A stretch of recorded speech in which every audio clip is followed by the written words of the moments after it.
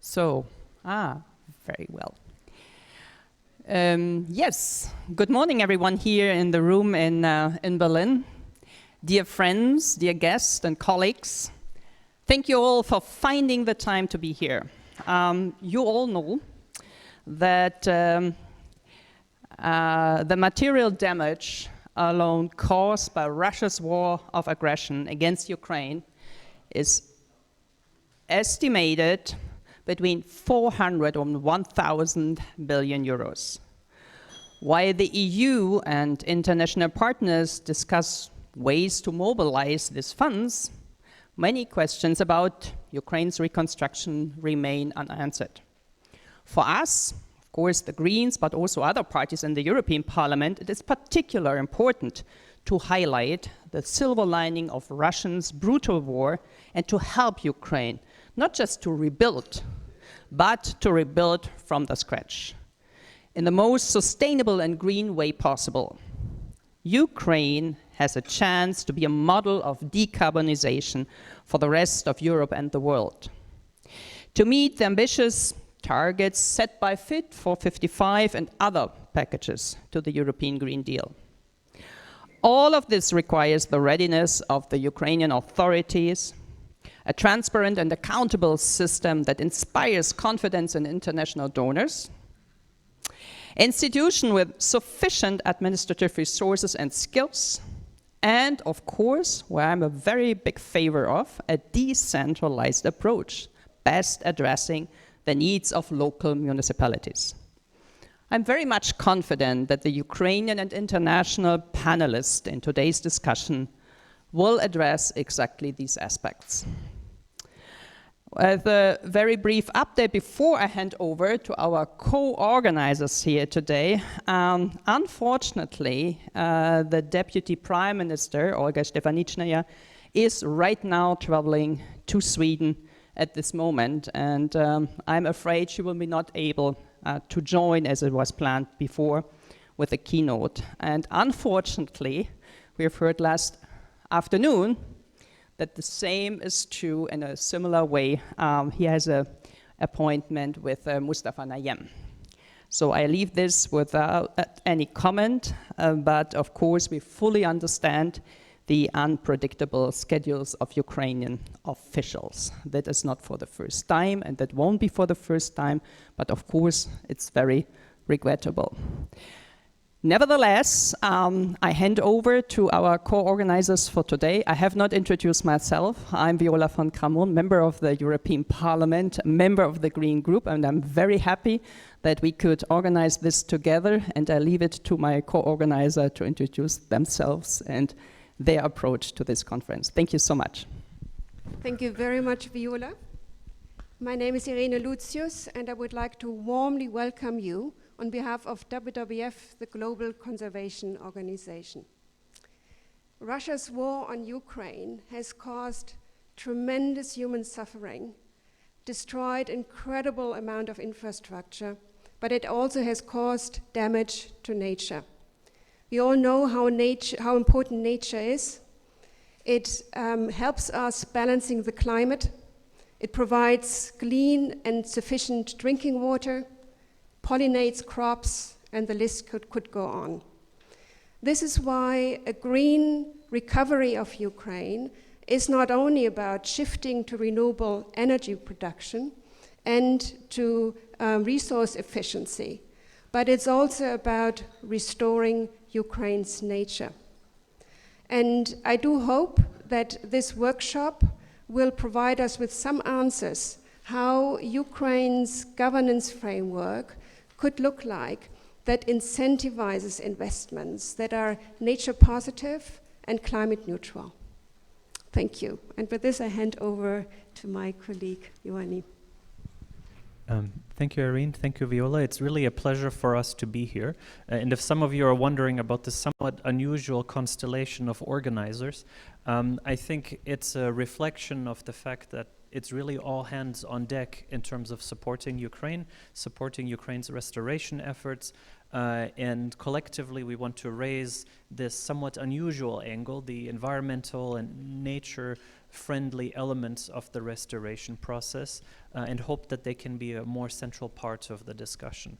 So thank you very much for being here, and it's a pleasure to be here indeed with our colleagues, and hope that this kicks off a very fruitful discussion and turns environmental focus to be a more mainstream element of this debate. Thank you. I will be the moderator for the first round, yes. But before I do that, I have the pleasure of inviting our keynote speaker this morning. Teresa Czerwinska is the Vice President of the European Investment Bank. She's a former Minister of Finance in Poland. And the European Investment Bank, of course, I think all of you know this, but I should perhaps stress it again, is one of the biggest, if not the biggest investor so far in the restoration efforts in Ukraine. So we really look forward towards your comments and give you the floor. Thank you.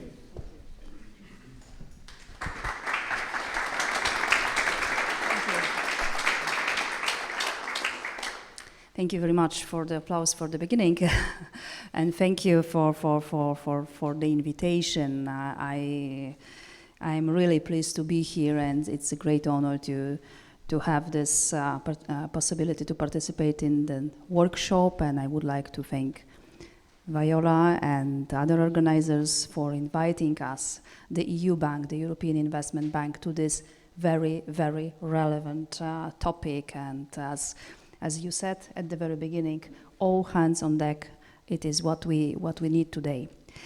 For European Investment Bank, the EU Bank recovery of Ukraine is of paramount importance. And today, as Russia's war is entering the second year of this brutal attack, we are witnessing not only the extraordinary courage of the Ukrainian people, but also resilience of Ukrainian economy, and in this extremely difficult environment. Despite the constant attacks, the economy of Ukraine is of course struggling, but enduring it. Services are being served and people are going to work. And last year, at the end of the year, I visited Ukraine, and I was impressed how they are determined and how they are well organized in this extremely, extremely difficult situation. The determination of Ukrainians remains unshakable. So our determination to support Ukrainians remains unshakable as well. Specifically, since the full-scale invasion in February last year, European Investment Bank, with the support of European Commission, was among the first to disburse significant payments to Ukraine, with the effect reached today 1.7 billion euros. And it was used to finance immediate needs of critical infrastructure and to keep country going, to keep public administration going, which is very important in this situation. We also approved 4 billion euros solidarity package, loans to member states supporting Ukrainian refugees in Poland, Germany, Czech Republic, Slovakia, and others. Our cooperation with Ukraine is very strong. EIB have been active in Ukraine for many years and building a portfolio over 7 billion euros in various sectors: transport, urban infrastructure, SMEs, energy sector, every sector mirroring the EU policy goals. And reconstruction and recovery have been our priority in Ukraine since 2014.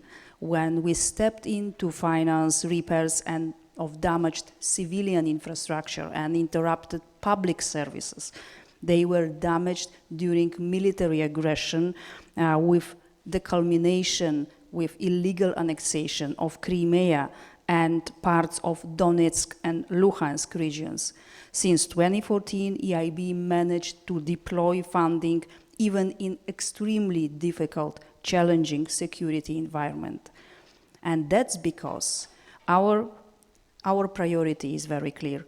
Even as the war is ongoing, reconstruction funds must flow, because reconstruction cannot wait, because people cannot wait simply. And last summer, Ukraine presented its first recovery plan in Lugano Transparency and sustainability were key guiding principles there. And I'm confident that the decisions taken in Lugano will be followed up in London soon. The urge to build back better in line with green targets is strong. Inclusive, green and resilient growth of Ukraine is a top priority for European Investment Bank. As the EU Climate Bank, we focus on projects that provide for a greener future of Ukraine. With our projects, we minimize the carbon footprint in the reconstruction process. And let me just give you one example about energy efficiency. Since 2014, we have rebuilt over 100 buildings in Ukraine, public buildings, schools, hospitals, and so on. And with those projects, we can save up to 50% of energy used by those buildings. As the recovery efforts by Ukraine and the international community are being scaled up, the question of good governance for sustainable recovery is becoming even more urgent. So I'm particularly glad that it is the topic, the good governance is the topic of today's conference. The reconstruction process must be inclusive, transparent, and involve Ukrainian decision makers, businesses, authorities, and civil society organizations. To make its reconstruction efficient and effective, Ukraine must ensure transparency in spendings and assure that financial resources are being used wisely. It's something the EIB will support directly with dedicated technical assistance for capacity building. As Viola has mentioned previously, the estimate of infrastructure losses is over 400 billion euros for now, and we don't know the final cost of reconstruction because war is still going on. So as we can see today, the EU and US budgetary support is devoted mainly to operating expenses of the Ukrainians' budget. But to help restore the most needed infrastructure, to help those who remain in Ukraine and keep it going, we have created the EU for Ukraine Trust Fund. Trust Fund to provide project-oriented financing, which is very much needed currently in Ukraine. Every EU member state and every organization can contribute to it. Each contribution increases the scale of the fund and increases the support to Ukraine, and together, of course, we are much stronger. Our support, EIB support, for preparation and implementation of these projects we currently have in our portfolio, with 100 million euros of technical assistance from our own resources, from our own budget, to ensure good quality and smooth implementation, all in line with the principle build back better. We see good progress with the countries expressing support and declaring initial contribution to the trust fund. We are also building a portfolio of projects, and they are currently in various stages of internal approvals. Green recovery is crucial to the Ukrainians, which has given candidate status to the European Union. And we understand very well that for Ukraine now is also important to adopt EU sustainability principles and standards, climate targets, and legislation. So, ladies and gentlemen, let me invite you to support Ukraine together with the European Investment Bank, with the EU Bank, with your contribution, either by either financial contribution or advisory contribution. Thank you very much for your invitation. It's a pleasure to be here, and I wish you good, constructive discussions with positive, constructive outcome for Ukraine. And together, as I said, we are stronger. We can support Ukraine even stronger, and Ukraine will prevail. Thank you very much.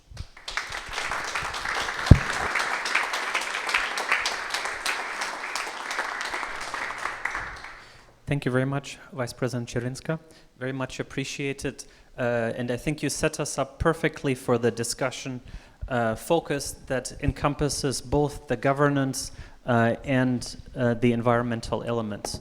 And so with that, I would like to invite the speakers in our first panel to the stage, please. So we have Alina Sankalenko, the chairman of the Association of Sustainable Development Experts. Please come on stage, have a seat. We have Dr. Amanda Cabrejo-Leroux, my colleague. Please, Amanda. We have Bastian Weigel. Please join us on stage. And we have Anna Patterson joining us online. And maybe I can just ask the tech colleagues to see if she is in fact online. Maybe give me a wave or something like that once we see her. All right. So, so in this first panel, hold on one second.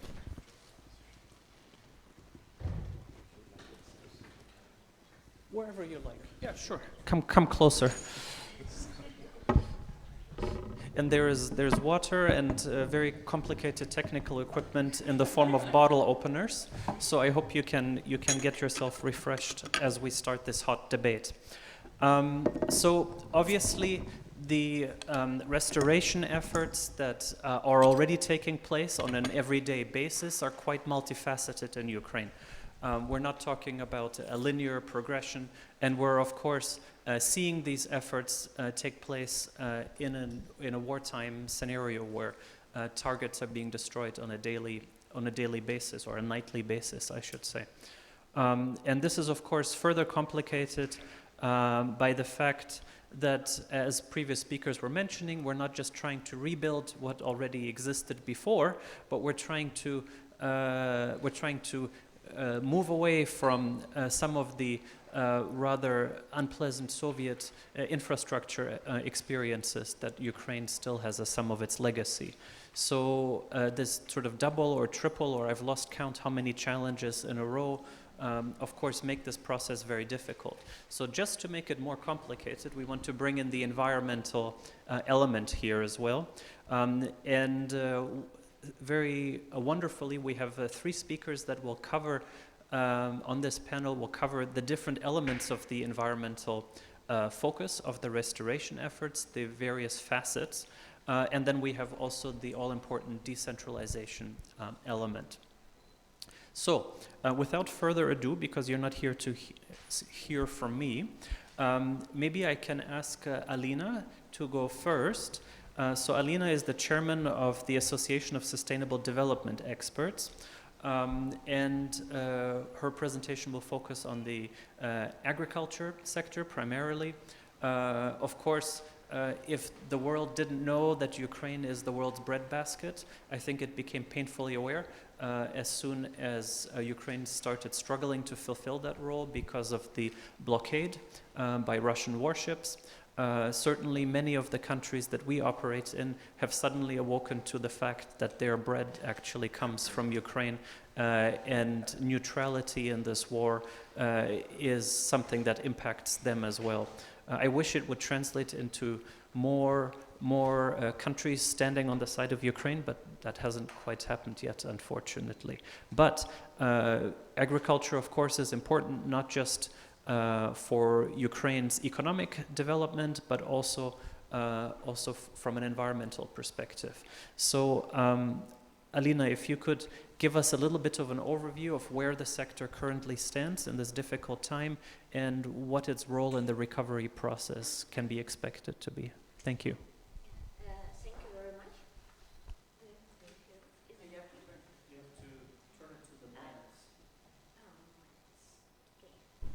And now it should work. Thank you very much. So before giving a little bit observation about agricultural sector, first of all, I would like to introduce myself a little bit broader, because I think that this background will bring more understanding of the current situation in Ukraine and in neighborhood countries as well, because we cannot now speak about Ukraine only separately, because the war impacted all the world.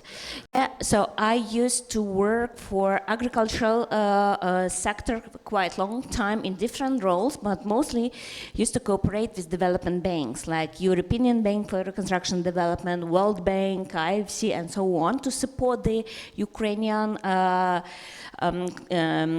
Ukrainian business with receiving international support, financial support mostly.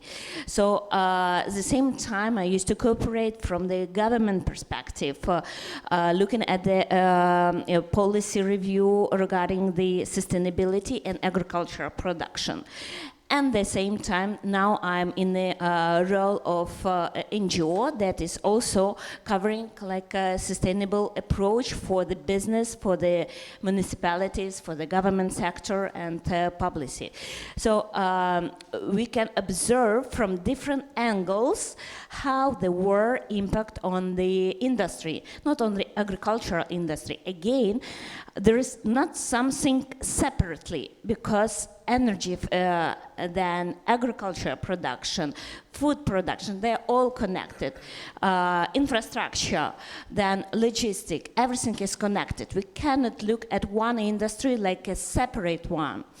And when the war started, what we did like association, we tried to measure what was happening with our business during the first days of war, during the first months of war, during the first quarter of war. And we did the huge research. More than 1,000 different entities were involved in this research just to find out what is happening with the business. Because when I used to cooperate with development banks, what was very interesting that our investors, they really don't know what is happening on the ground. And the same for the government itself. When we are coming to the field and we are asking what the problems you have, what you are facing, except the war situation. Yeah, and we found out that the key needs for the business was to receive the investments fund. So they were not looking for some support, some humanitarian support, but mostly like 80% of the respondents, they were asking for investments to discover new opportunities in this critical situation. So Ukrainian market, even despite of the war, still were looking how to develop, to find new solutions and so on. Same for business. Agriculture business. At the same time, we cannot look from only one angle. Yeah, we have like internal factors and external factors. Yes, currently agricultural land is faced a huge problem with demining. Like 10% of the land, it's not proper, and we need additional fund to demining the territory. And we know that it's about $1.5 billion dollars. At the same time, it's not in the priority list of the mining, of the schedule of the mining, you know? Because first of all, we are talking about infrastructure development, about the logistic chains and so on. So agriculture goes on the backstage. And we need to understand that our businesses, they are facing with the problems themselves, and they need to care about that. Yeah, so another one factor, so if we are talking about the assets, yeah, a lot of entities lost their assets, and it's really impact. I don't know if you know such companies like Nibulon or other company that lost a lot of their assets. Agrofusion, the same. They lost everything. And about what investments we are talking about if there is no assets. Yeah, and if you go deeper for the different factors, we can see that climate change didn't disappear during this time. And again, the moisture in the ground is also impact. Yes, and if we will go deeper than in infrastructure, in logistics, so everywhere we are facing challenges, especially for agricultural development sector. And if we are going to the regulation spheres, we must remember about our land market. It is opening next year. Yeah. next 24. Yeah. So it means that there should be some procedures to follow, and some procedures should be ended. Yeah, regarding with the land. But at the same time, what we can observe that the value of the land becoming less.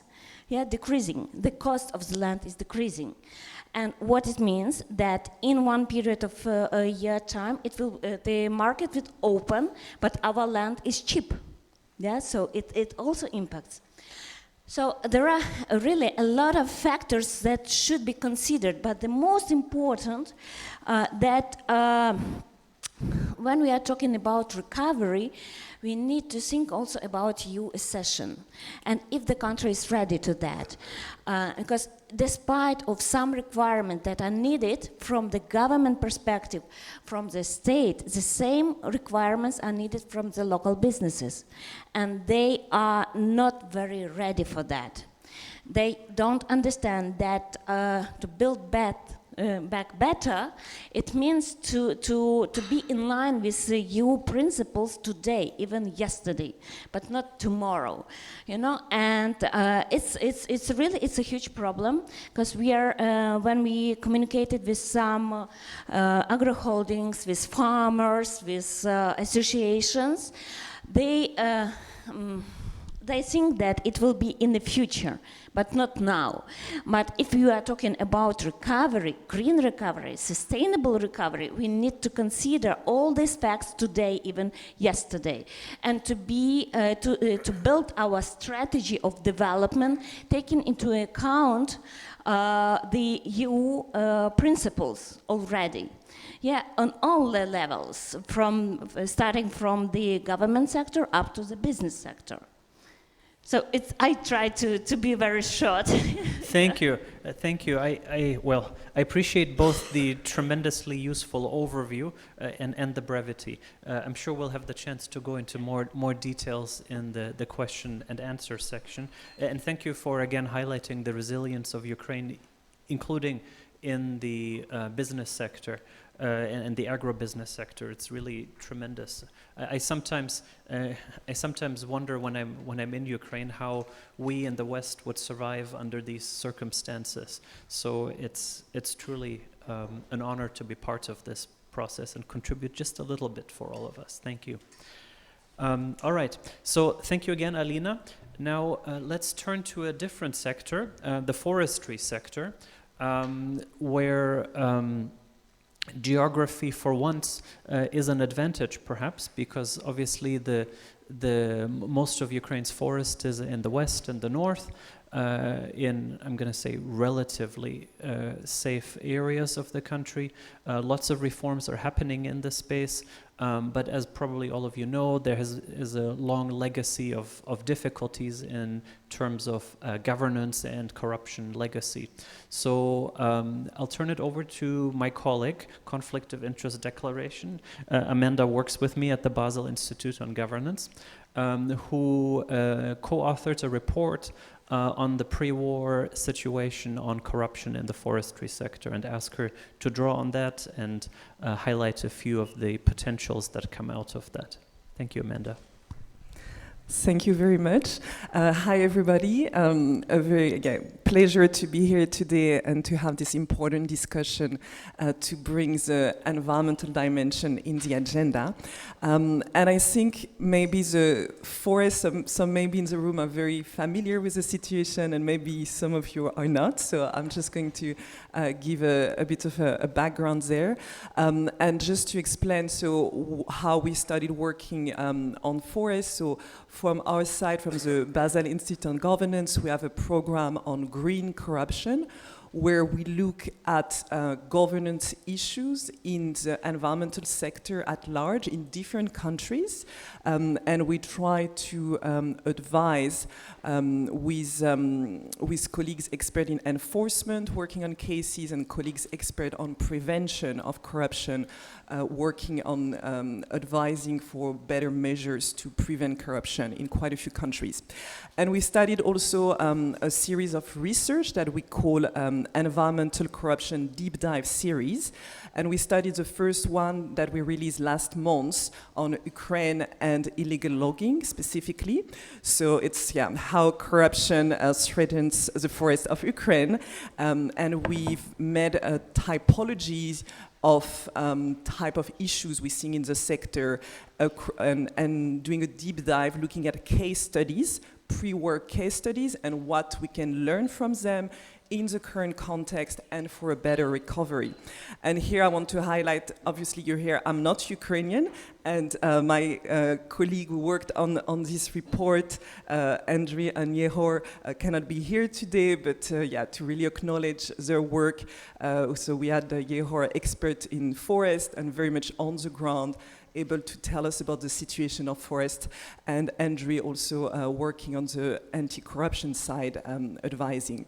So in that report, just to give you a sense of the challenges, so forests represent 10 million hectares of the Ukrainian territory.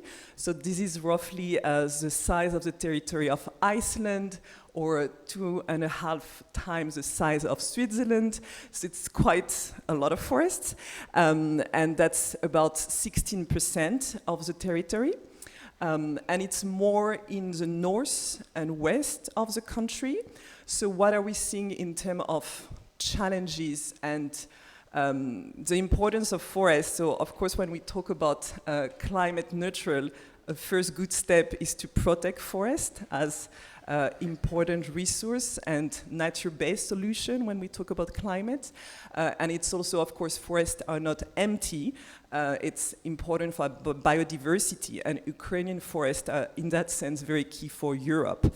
So that's the first thing. And then if we look at recovery and the current challenges, so of course, forests in the part of the territory that are under Russian control at the moment are facing specific threats, and it's very difficult to really measure that precisely.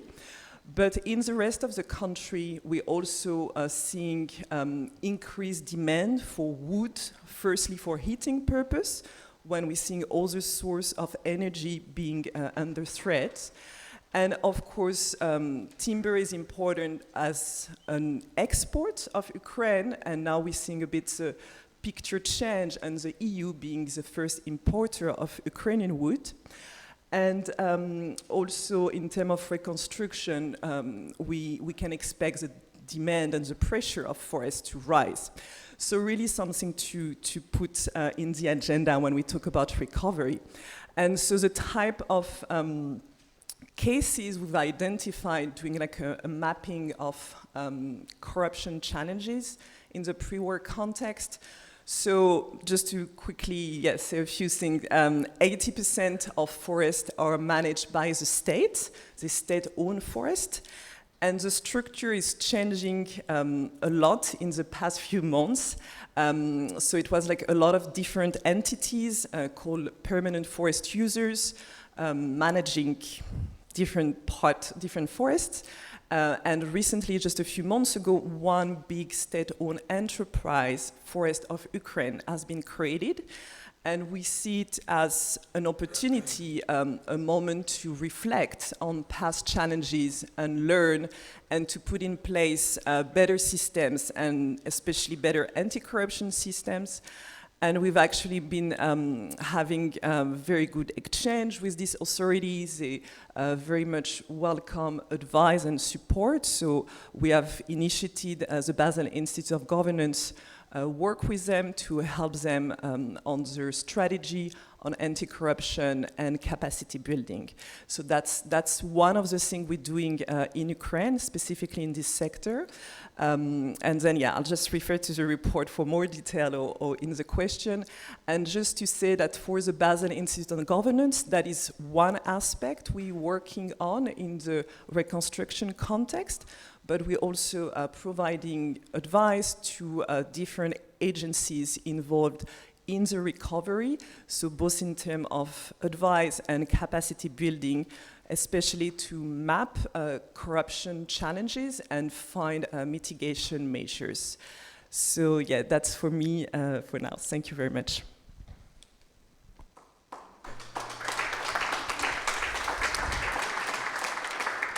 Thank you so much, Amanda, for highlighting the definitely a growth sector and what is gearing up to be a major driver in Ukraine's economic and environmental restoration efforts. So the next speaker, and I see Anna is online, wonderful. Thank you for joining us. Anna Patterson is an international development expert at the policy practice and will cover the third facet, which is energy. Of course, energy infrastructure has been a favorite target for the daily Russian attacks, but the sector it also has a deep-rooted history of state capture and corruption, and was the, I would say, Achilles heel of the initial reform efforts in 2004. So, and of course, has historically been a major power base for deeply entrenched political corruption. So no small challenge there, Anna. You have, if you don't mind, 5 minutes to clarify it all to us and give some easy solutions. Over to you. Thanks so much. I'm so sorry that I can't be there in person, but it is a real honor to be here. I should say I am a political scientist by background and not an energy specialist. So I hope that any energy specialists in the room will indulge me in that. But I was part of a team with 2 Ukrainian colleagues, Luba and Andriy, the same Andriy who was involved in the forestry study for the Basel Institute, incidentally. And we produced a political economy analysis for the World Wildlife Fund at the end of last year on the corruption risks to green and equitable reconstruction in Ukraine. And energy was one of our focal sectors. I want to start by saying, which we also did in the report, that of course the overwhelming threat to the energy sector in Ukraine is nothing to do with internal Ukrainian governance dynamics, but rather the criminal ongoing Russian attacks. And, you know, the damage to the energy infrastructure is catastrophic and ongoing. But if we think about building back better, the opportunity in the energy sector is really at the heart of that. For what was, you know, one of the least energy efficient countries in Europe, there is huge potential. There is potential for Ukraine to leapfrog through the reconstruction into a more technologically advanced and greener energy infrastructure. For example, there's massive potential in Ukraine for producing renewable energy at scale. And there's been a big expansion in renewable energy in Ukraine over the last 10 years. Huge potential for solar, wind, hydro. Some are very enthusiastic about hydrogen production, others are more skeptical. But for Ukraine to take that opportunity requires significant investment, significant strategic planning and management, and also would need to challenge some vested interests and some of the ways of doing business that have become entrenched in the energy sector during the post-Soviet period. In the past, and including in the recent past, there have been huge problems with governance and accountability in the sector and huge corruption scandals to do with large-scale illegal, semi-legal arbitrage systems and fraud. In energy subsectors, there are a combination of private interests, state-owned enterprises, which in some cases are very poorly governed and subject to arbitrary interference from private and political actors, and a regulator that itself has been accused in the past of not acting independently and being subject to that same interference. I mean, as you alluded to, there are huge vested interests in this sector. In fact, some of the most important vested interests, you know, financial industrial groups, some call them oligarchs in Ukraine. Many of those groups, maybe most of them actually, made fortunes in this very sector in the post-Soviet period by taking advantage of the opaque price differentials and subsidy system for the import of Russian gas into Ukraine. It's important to be aware that the business model that established was explicitly encouraged by Russia and used and manipulated by Russia to exert influence over Ukrainian politics and economy over decades. It's a model that is in some ways inimical to sort of green development because it is in large part, not entirely, in large part, based on extracting maximum rents from resources and from, Soviet era infrastructure. So what does this mean for the reconstruction? I think it just means that there are strong vested interests in this sector who will have an interest in the reconstruction and who will need to be managed. And some of them may not have interests that are aligned in every case with the kind of transformation that Ukraine wants and needs in the energy sector during its reconstruction. In the past, this kind of political economy dynamic in the sector has weakened energy sector policymaking and implementation. And currently, policymakers in this area are facing unimaginably difficult challenges, trying to ensure that the lights and the heating are kept on next winter at the same time as facing ongoing attack and fighting a war. So I think it is important for international partners to bolster the kind of specialist energy expertise in government that would be needed to plan and deliver and oversee what the kind of transformational reconstruction we want to see. But I think there are some real reasons to be optimistic about reconstruction in this sector, and I'll just give three very fast ones. We've mentioned decentralization a lot. There are existing models of decentralized energy reconstruction that are generating a lot of interest at the moment. There is municipality-led energy reconstruction, with some cities leading the way on that before the war. There is a lot of interest around the potential for scaling up community and household solar installations, which have played a big role during the war. So that's all very positive. A critical reason to be optimistic is that energy reform and a transformational energy reconstruction is seen as a number one strategic security priority. And the last time it was recognized as such, which was after the Russian invasion in 2014, that recognition, with other ingredients, led to some significant reforms in the energy sector, which ended the direct imports of Russian gas into Ukraine and those arbitrage systems that had made those so lucrative. And then finally, I think there's reason to hope that in the post-war period, we will see the same combination of ingredients that has driven, bursts of reform in Ukraine in the past. We have the desire for closer relationship with the European Union and processes for that. We have, the help and encouragement and sometimes conditionality of international donors. But I think maybe most critically, we also have grassroots demand for reform and accountability. And I just wanted to end by saying that civil society, organizations and networks are critical to energy sector transformation, both energy sector, civil society, environmental justice organizations, and anti-corruption organizations. And they definitely need to have a seat at the table in all phases of the reconstruction, from planning to delivery to oversight and monitoring. Thank you. Thank you very much, Anna, for the Herculean efforts of giving an overview of the sector in such a short time and its challenges, and also for mentioning civil society. I think that's certainly a recurring theme. So our last speaker on the panel is Bastian Feigl, who is the program director for the ULEAD program at the GATE at the Deutsche Gesellschaft für internationale Zusammenarbeit, of course a long-term supporter of Ukraine and one that has crucially ramped up its efforts since the full-scale war.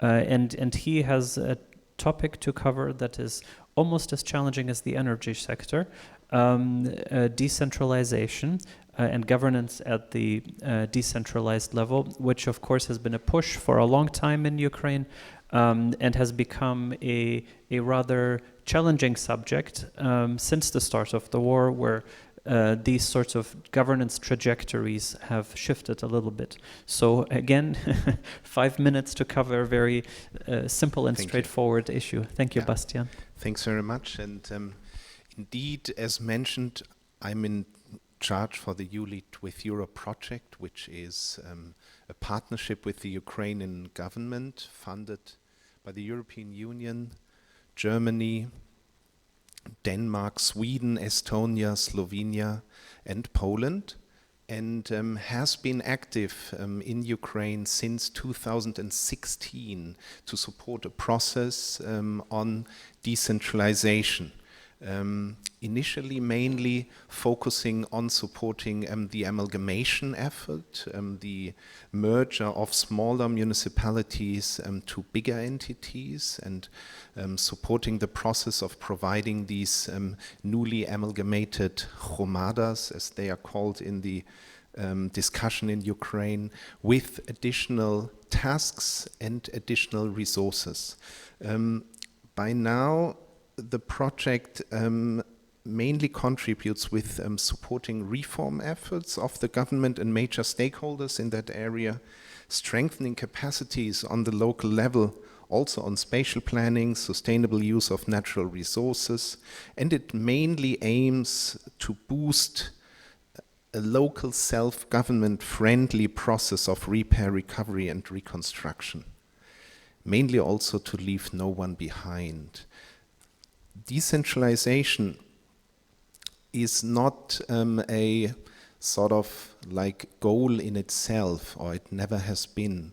It always was the idea for functional reasons to find a process which is activating the manifold resources, human resources, natural resources, ideas, talent all over in this huge country that Ukraine is.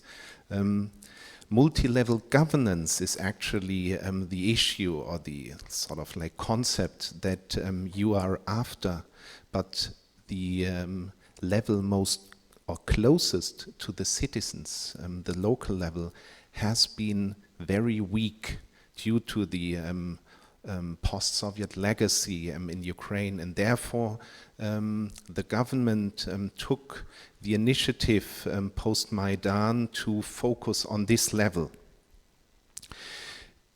The focus on this level was always challenging, as it was unfolding a lot of sort of follow-up issues that are still relevant today. First of foremost, it was from the onset upsetting existing power structures, and also by this directly affecting vested interests. Also, it clearly took or made it very necessary to focus on the strengthening of capacities on local level. It's one way to be in charge of something. It's another way to perform your responsibilities in a way that are basically based on sound policies and also up to the standards of good local governance. But always the multi-level governance, one of the key principles of the EU, has been this essential element of good governance to strengthen sound policies towards citizens and to ensure transparency and integrity. This process of decentralization and mainly also the strengthening of local self-government allowed local authorities to have access to more resources and the ability also to administer their own local service delivery. And this is mainly important as this is fostering public participation. That's also the democratic or democracy development aspect of the decentralization process, as public participation is also important for our topic today, the sustainable territorial and development planning, still something which is regarded as creating obstacles partly in the process, but the structures for and the opinions about public participation have been strengthened through this decentralization process. The EU accession process in all of this will promote the environmental governance in this area as well. Of course, it will further promote the subsidiarity principle, and at the same time, a lot of necessities to implement the acquis related regulations will rest on the local level. Of course, in the frame of a sectoral policy framework, which is again a multi-level governance issue. An important aspect also in this situation is that the current discussion has let's say, a huge challenge, which is the lack of data on all levels. The lack of data was also back in 2014-15 the reason why the amalgamation efforts, so the merger of smaller municipalities to bigger municipalities, was done on a voluntary basis and very much from a bottom-up. Also by now, these data gaps, not knowing actually which forests are there, which natural resources are there to decide on or to be packed into a good multi-level governance framework, this data is still lacking. Of course, it is necessary to ensure that the data framework is ultimately in place overall, but to kickstart the process of repair, recovery and reconstruction, strong local self-government and a sound participation of the public will be necessary to bridge the gaps of data not being available. ULEAD with Europe will continue to support this process by strengthening capacities on local level and also by ensuring that the discussion is upheld how strong local self-government will be embedded in a good multi-level governance framework in the logic of confident citizens living in empowered Hromadas in a strong Ukraine. Thank you.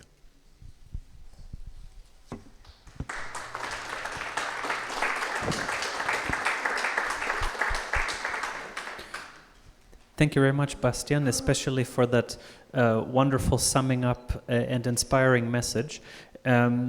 And I have to say, when I started putting together this discussion, I thought it would be very depressing, but I'm seeing a lot of hope, actually, a lot of promise and potential. And this is one of the amazing things about engaging with Ukraine in the current environment, I think. I would vote, for example, for Kiev being the most vibrant capital in Europe right now, easily. And I realize I am on very shaky ground right now because I'm starting to cut into your coffee break. But with your permission, I'm going to take 5 minutes of your coffee break for one round of questions. We have lots of questions online, but I think we're going to prioritize questions in the room to foster a little bit of dialogue here. So if I could maybe have 2 colleagues who would like to ask anything in the room. Anybody? Yes. Please, Oksana, why don't you go ahead? And then we have the colleague here in the same row as well. Thanks a lot. Oksana has research at the University of Bologna. With my colleague Alexandra Koidel, we researched local resilience in Ukraine. And I'm happy really to hear all these insights here, combining all the issues. Because in the evidence, in the interviews, and also in the survey, what we found as an example, there is one municipality that was occupied, Slavutich, and they were bringing the example that what helped, that on the local level they had this network and communication between the local authorities and businesses, so they were able to provide the solar energy under occupation and ensure that the Hromada has the communication with the national level, so that was critical for them. On the one hand, having this decentralization experience and engagement experience to have the response to the shortage of energy. But my question is rather a bit critical one. When you were mentioning, for example, hydrogen as a critical issue, Anna, or also with regards to woods, there is, from my very superficial knowledge, some expectations, economic expectations from the EU, that there is this perception that Ukraine should provide the raw materials. And I'm wondering, how do you see that, if there is some unintended impact of this, I don't know, maybe wrong expectations? Because also from the voices, from the interviews, we heard a lot that in Ukraine, people saying, we don't want to receive help, but we want to produce ourselves. So do not take our raw materials, but let's exchange the products and support actually our capacities to work. So I'm wondering, what's your opinion on that? Anyone else? Stefan, may I? Ich wollte hier nicht. Thank you so much. Stefanie Schiffer from European Exchange and Kiev Dialogue. A question to Mr. Feigl. You made a very positive, but at the same time quite general description of a decentralization process. Could you become maybe more concrete? Because we have a state of war, we have restrictions, and I think for mobilizing the potential of civil society in the local communities, it is important to get a better insight in the current challenges for institutions on local level, which would provide important activity, oversight, monitoring for the reconstruction process. Thank you. Great. One more or not? I think It's enough, no? I think maybe we'll stick with that, if that's okay, because I'm afraid I'll be in big trouble of depriving people of caffeine. But please approach the panelists during the break. I'm sure they'll be delighted to answer any additional questions that might come up. So we have two questions. I don't know who wants to go first. Bastian, maybe you want to start? Sorry?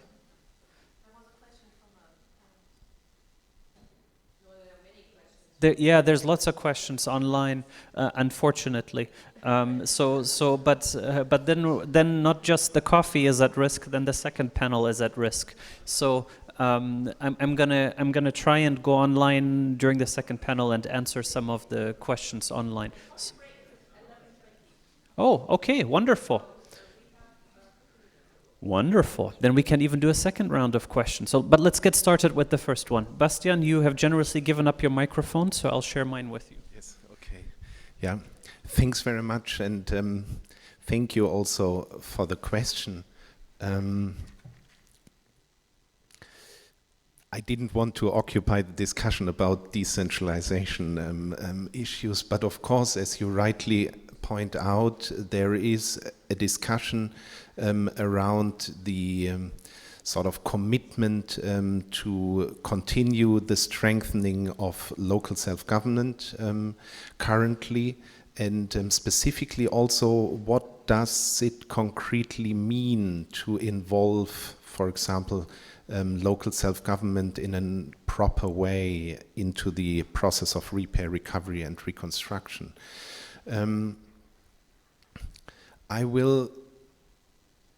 I think this is the hint that I wanted to give at the beginning. The decentralization process has always been challenged, as it was always upsetting power structures, and it was always an issue of reconfiguration. The process of repair, recovery and reconstruction is an overarching task which is very challenging for all actors involved, and there is no sort of like blueprint or clear recipe for it. So it is a multifaceted negotiation going on about the elements into it. And that starts with how are the financial flows, where does the funds come from, who has on which types of activities funds will be invested, what will be the criteria to sort of like reach the possibility to receive funding, and who will be involved in this decision-making process. So that is, and all of these aspects are currently under discussion. As I said, the aim is to see that the success of the decentralization process, which is recognized also by high levels of trust of the Ukrainian society into local self-government, and at the same time also by the clear indication from, let's say, regular polls that the vast majority of Ukrainians thinks that this strengthened local self-government is a reform to be continued. And that's a fact, and that's also an unstoppable fact.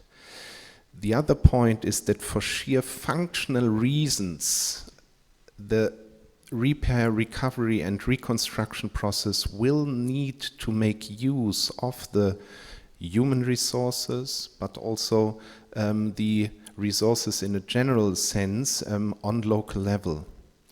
When we talk about the process of reconstruction, ultimately, this is about a huge number of projects to be prepared and implemented.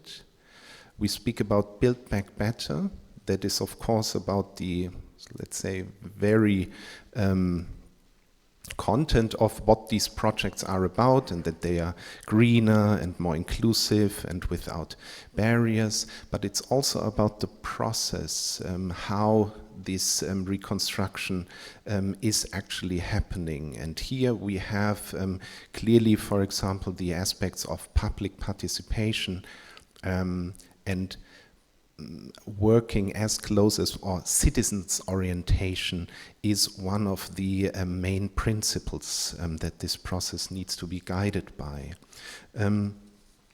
I think when it comes to local self-government and decentralization and reconstruction, the most important aspect that one needs to consider is that municipalities must be recognized as an integral part to the reconstruction process and not merely stakeholders in it.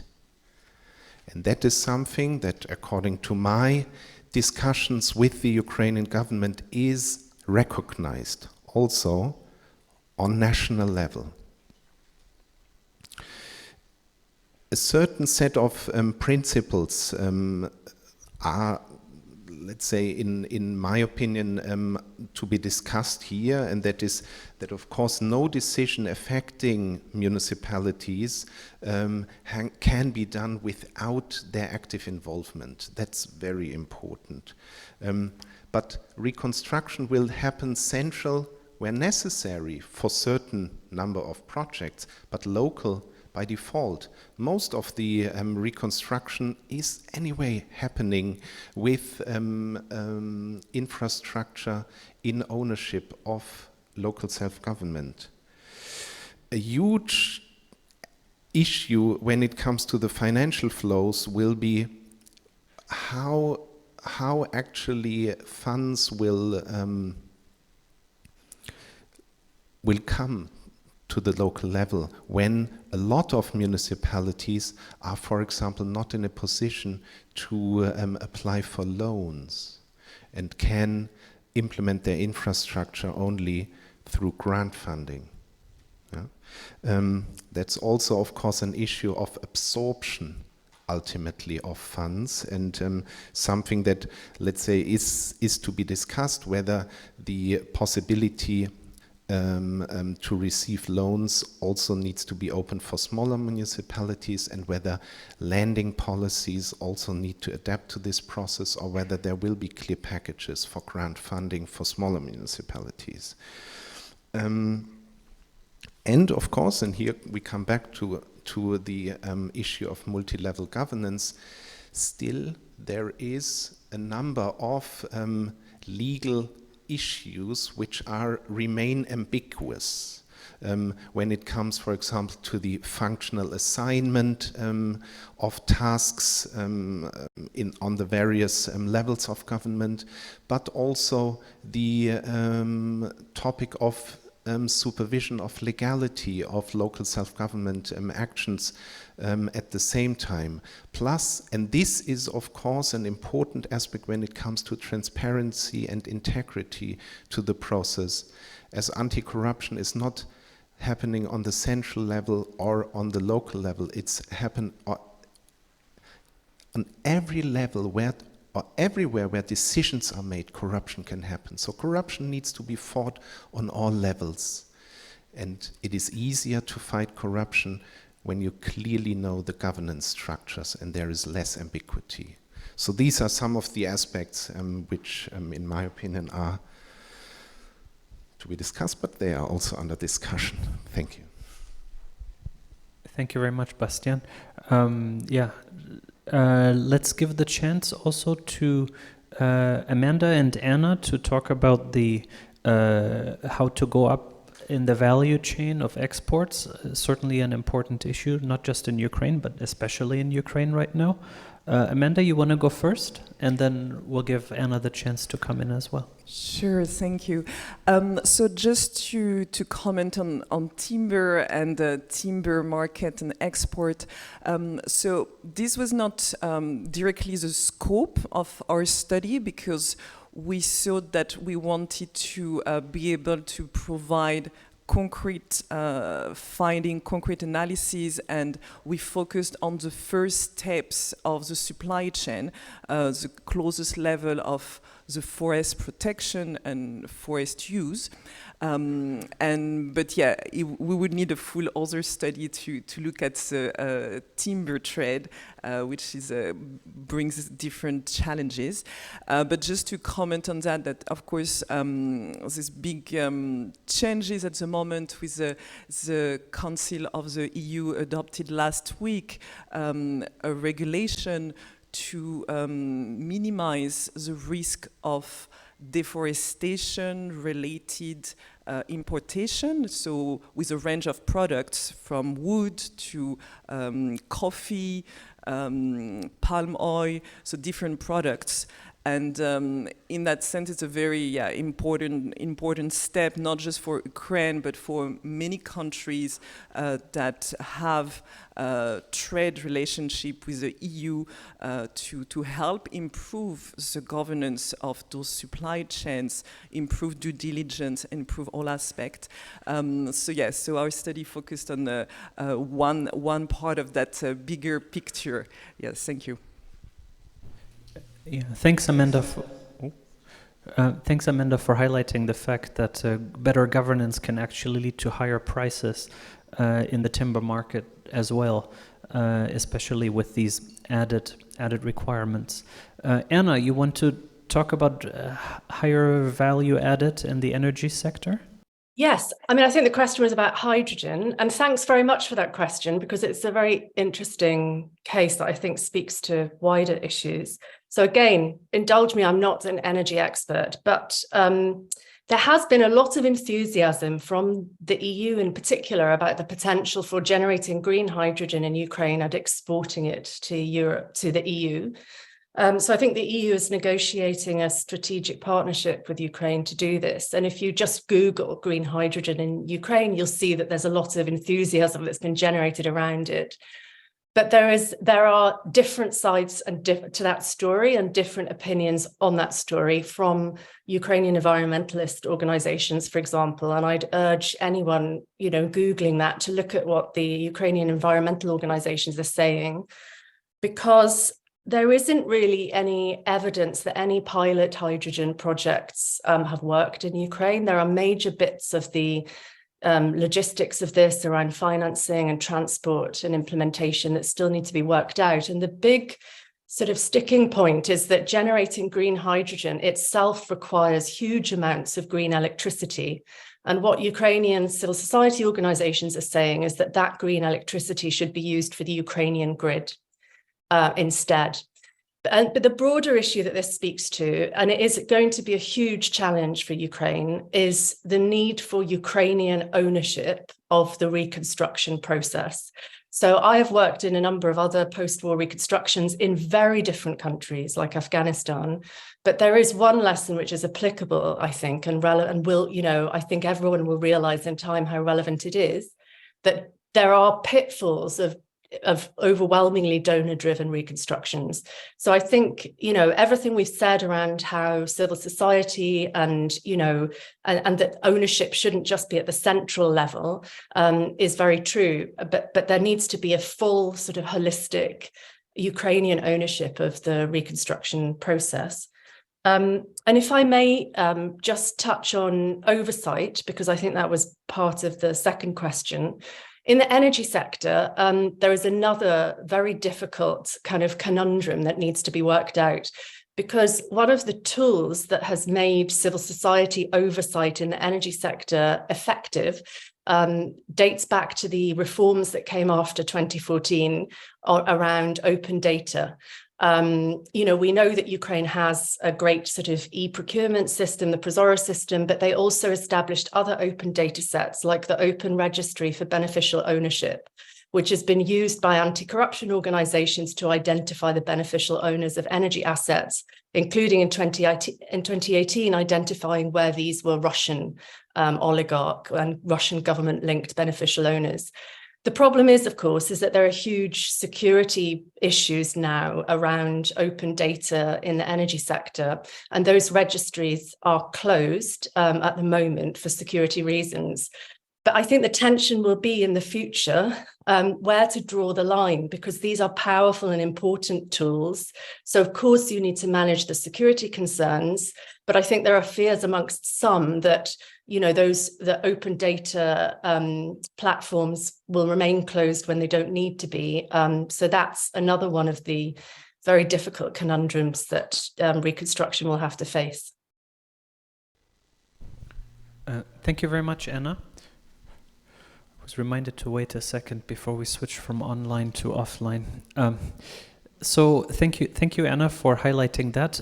Maybe I would just add one of the tools that is also, I think, going to be quite central, which is the DREAM platform, a digital restoration management tool that the RISE coalition of civil society organizations is developing as we speak, together with the Ministry of Infrastructure. Its beta version will be launched at the London Ukraine Recovery Conference next month. And it will provide project-level detailed access in terms of the progress and the status and the investments of individual objects that are being reconstructed. And this is not sort of a theory, this is already being tested as we speak in multiple municipalities. So not that digital solutions are everything, but digital solutions are probably a good first step. And more scrutiny is better in my book, certainly. All right, so now even with the added leave time that we got for our panel, we have run out of time. Maybe I'll give the chance for all our speakers to just take 30 seconds for any final messages they would like to share. And if I could ask the participants online to make sure to share with us your contact information as well, so I and the speakers can get back to you and address your specific questions. I've been seeing them come in, they're really quite interesting, but outside of the scope of our time allocation. So maybe, Alina, back to you. You want to start with a 30-second summary? Yes, thank you. We all heard it's already the proverb from Mr. Zelensky that no solutions without Ukraine, no negotiations without Ukraine. And I would like to address that no recovery of Ukraine without key stakeholders. So it means it's not only international organization or government organization. There should be all stakeholders on the table to decide how to recover and how to recover in the best way. So it's my key conclusion from that. Wonderful message. Thank you, Alina. Thank you. Amanda? So in 30 seconds, let's not forget about forests, and there is also hope. And one thing I didn't mention is an example of first step this new state-owned enterprise, Forest of Ukraine, is already taking. So they've joined the Prozoro system that allow for transparency of procurement. So as an agency, so they forest procurement were never part of this system, so now they are part of this system that's recognized worldwide as a leading tool. And in that sense, we are doing our best to advise Ukrainian authority and work with other civil society organization and local civil society organization, but we also learning a lot, and I think Ukraine on the anti-corruption agenda is also very innovative and a lot of very, very positive steps we are seen, and we can learn from that. Thank you. Thank you, Amanda. Bastian? Yeah, in order to ensure that the process of repair, recovery and reconstruction happens in an environmental friendly way and also contributes to the sustainable use of natural resources, citizens needs to be involved. And in order to involve citizens, municipalities need to be an integral part of the overall decision-making process and not just mere stakeholders. Thank you. Excellent. Thank you. Anna, over to you.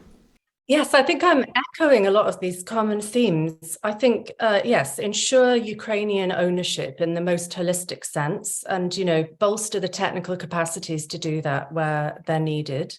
You know, civil society is a massive asset and needs to be at the table through planning, design and delivery and oversight, and use the anti-corruption innovations, the excellent systems that were developed after 2014, and ensure decentralized approaches to reconstruction, including municipality-led renewable energy reconstruction. Thank you so much, Anna. What's left to me is to thank the panelists for excellent summaries of very, very challenging issues. I think we're off to a great start with our discussion today. Thank you again for coming, Anna. Thank you for joining us online. And we look forward to chatting more in the corridors. If I understand correctly, we are back at 11:40. 11:45, okay. Well, Viola is giving up time from her panel, so she can do that. 5 minutes, but please don't be late, 11:45. Thank you. Thank you very much for returning to the hall. And if you could lower the tone in the room, it would be lovely, because that helps us here to communicate on the panel. Thank you so much. Well, thank you. We are here for the second panel, speaking about a sustainable recovery. And I'm very glad to have 4 experts in person with me today. I might introduce them for you, for everyone who is not aware, who's sitting here with me. To my right, it is Jean-Éric Desargons. He is the director for the European Investment Bank in Kiev. And he is, I mean, not for the first time in Kiev, so he will return on his permanent position after the 1st of July. And I think it will be very interesting to hear in general what about good governance of the European Investment Bank. I was the rapporteur on the Budget Control Committee for this year on Ukraine. We had a long discussion on what it means for the reconstruction phase of this institution. It was very interesting to talk to your colleagues. But I'm also very much interested in what does it mean for you, for your staff, for your experts on the ground and what changed maybe on the portfolio on Ukraine.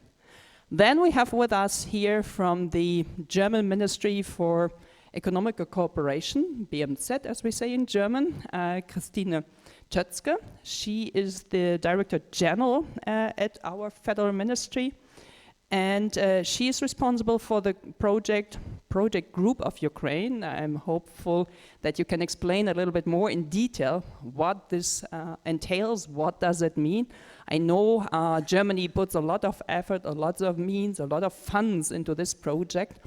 And of course, that is a multi-level project. It does not only work on the federal level. We had Bastian Feigl here before from the GIZ, responsible for the decentralization approach. And I know that also the BMZ tries to implement and tries to go back to this decentralized approach, but also working with IDPs, with refugees, and especially with human capacity. And what does it mean with the reconstruction phase, the reconstruction approach for creating an attractive environment, I would say, especially for those people who we wish to return to Ukraine.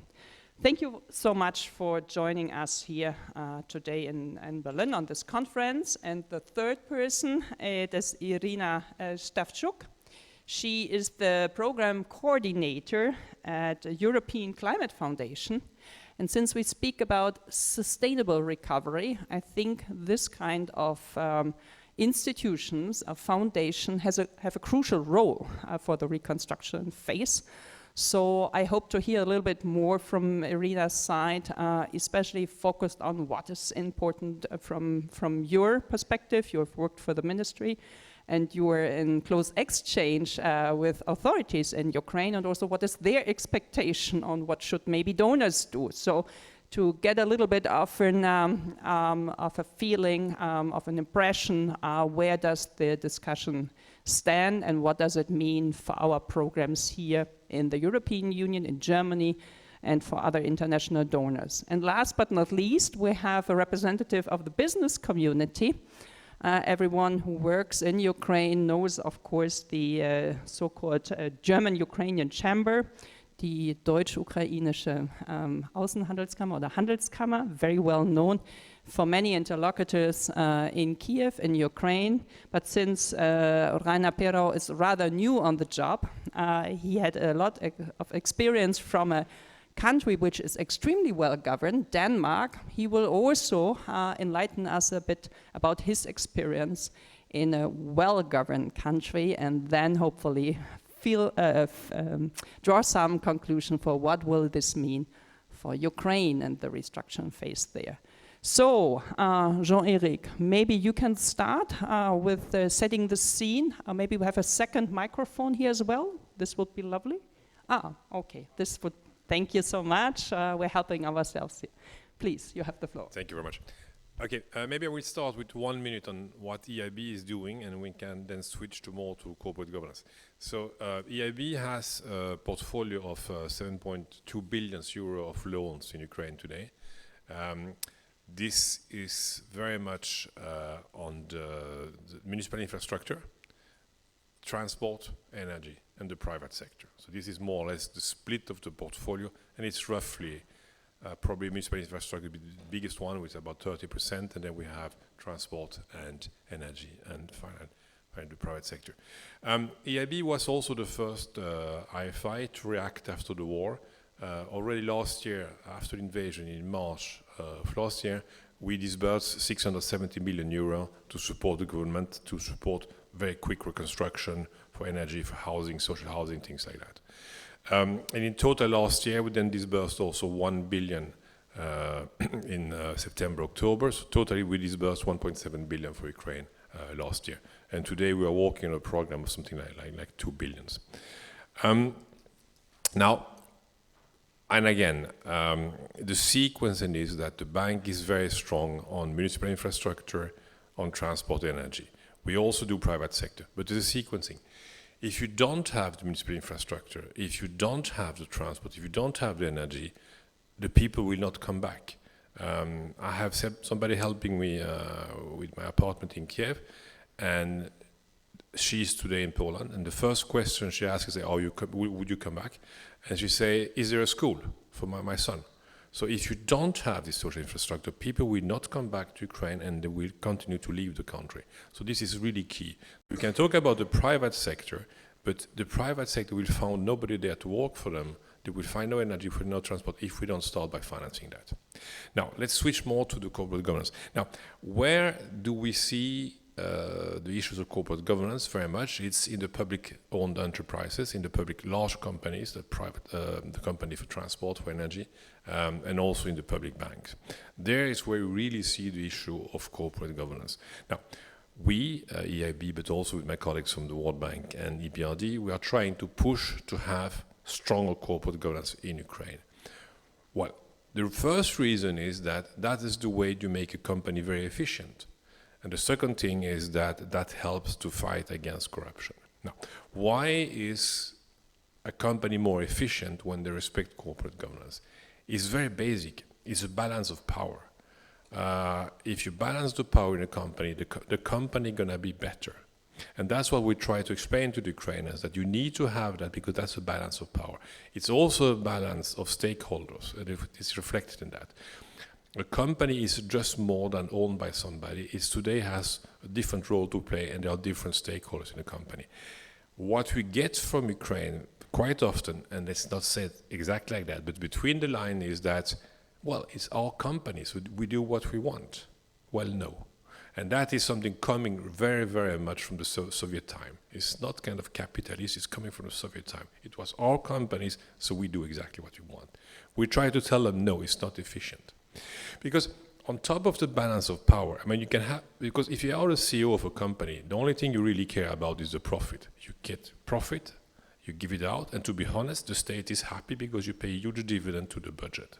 So we can understand that.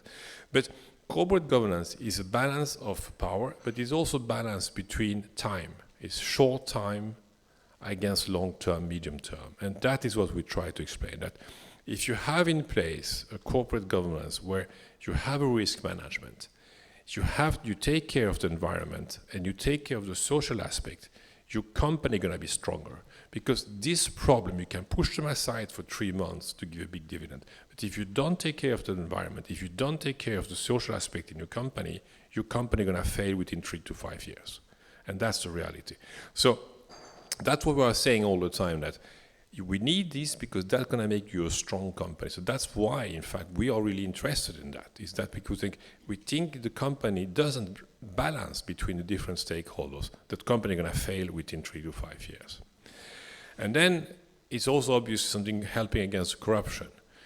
If you have 1 or 2 persons having all the control in the company, that is a way for corruption. And we all know that. We know that if we have a balance of power, that's going to fight against corruption. It's going to be very difficult to be corrupt, to take wrong decisions, if you have to respond to a few people. If you have to respond to different bodies in the organization, it's much more difficult.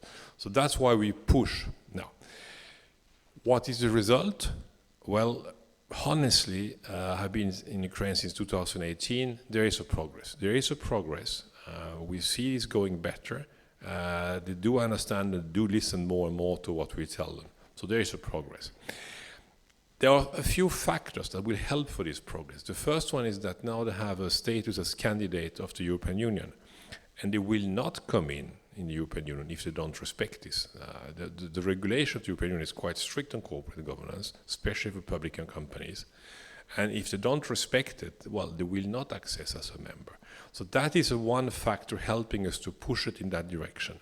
Now, I also think they do understand that it makes them better, it makes the company stronger. And then there's a third factor, which is quite important, and it is access to financing. If you don't have corporate governance in place, you will not get access to financing today. The IFIs, EIB, World Bank and EBRD, if they don't respect that, we will not provide money. And even worse for them, we are in general the first layer, but then when they have really strong companies, they go to the capital markets and they try to raise money. Well, investors today, they do understand very clearly that if you don't respect corporate governance, they will not buy your bonds, they will not finance your company. So it's a broad spectrum. One thing is that it's good for the company. I think they try to understand it. The second thing is that they have to do it to respect the EU legislation. And the third thing is, and that is really, really life-threatening for them, if they don't do it, I mean, the flow of income of money will just stop. Now, where do we stay today? I mean, as I said before, honestly, over the last years, I have seen progress. What EIB is pushing very much for, and that is a little bit, can be complicated, we have a war today, and is that, please, give us money now, and we take care of that later on. And that is a little bit a danger. Now, we try to push back on that one and saying no, because we told you before that we don't ask you to do that as a favor. It's not a favor you're doing us, having respecting corporate governance. It is for you best. It is for the best of the company. So we have to do that at the same time. And yes, if you have something just bombed by the Russians, they have to reconstruct it. They need 20 million, they need 50 million. It's difficult to say no. So yes, we have a tendency to say, yes, we're going to help you, but don't forget that, and we're gonna check it. And we do check this kind of thing. Maybe we don't ask them to do it the first week, but we say, listen, you have really to build up this. And I think they start to understand that. But there's a little bit of risk on the stress, that kind of negotiation, okay, please give us the money now, and we will see later. And that's something we have to be very careful about. And I think that all the partners working with Ukraine today, we have to be careful on that if they just do things like they used to do it, they will not build back better. And again, I'm optimist. When you speak to the government, when you speak to the ministers, yes, they want to build back better. And to build back better, you have to respect the corporate governance. So, and I think we are going that direction. But again, all of you, when you speak with them, when you help them, you have to keep the criteria very high. Very good, very precise. Thank you so much for the first round. Please, Christina, tell us a little bit about the project group and what does it mean and how do you influence the sustainable and good governance reconstruction in Ukraine with us? Yeah, thank you very much for the invitation. I'm really honored to be here. I would like to start with a general remark on reconstruction and recovery. And to be crystal clear, there will not be a clear-cut date as of which we can say, okay, now we go into programming and planning for reconstruction and recovery. We cannot wait until the war is over. We must not wait until the war is over. And when we look there, already a lot is constantly going on, rebuilding, repairing, reconstructing on the ground by the Ukrainians. And we as the German government, but also the European Union, a lot of other donors have been assisting them in this process. But, and I think this is also important, this should not be done randomly, especially when we enter a huge scale, and the scale needed is huge. So what it really does need is a more strategic approach, a holistic approach, which means to identify the planning, the sequencing, prioritization, but also who does what, division of labor. And I think and within this also things have been done. The Ukrainian government has set up the agency. Unfortunately, Mustafa Naim cannot join us today because that would have been really helpful to hear from him. And a clear framework. And at the beginning of this year, the multi-agency donor coordination platform has been set up with the EU, US, the G7, the Ukrainian government, and more. And this is, I think, really the place where the substantial and intense discussion on strategic approaches have to take place. The second point is on principles, because we are talking, I think, today a lot about how to make reconstruction sustainable. And I think, and you already mentioned this, there is a huge consensus among all that if we talk about reconstruction, it has to follow the formula building back better and greener and more sustainable. And this is on the one hand, very important for the government of Ukraine, and it makes the EU integration much easier if early on, from the start, they plan with regard to an ecological transformation of the economy. And I think that is what you also meant.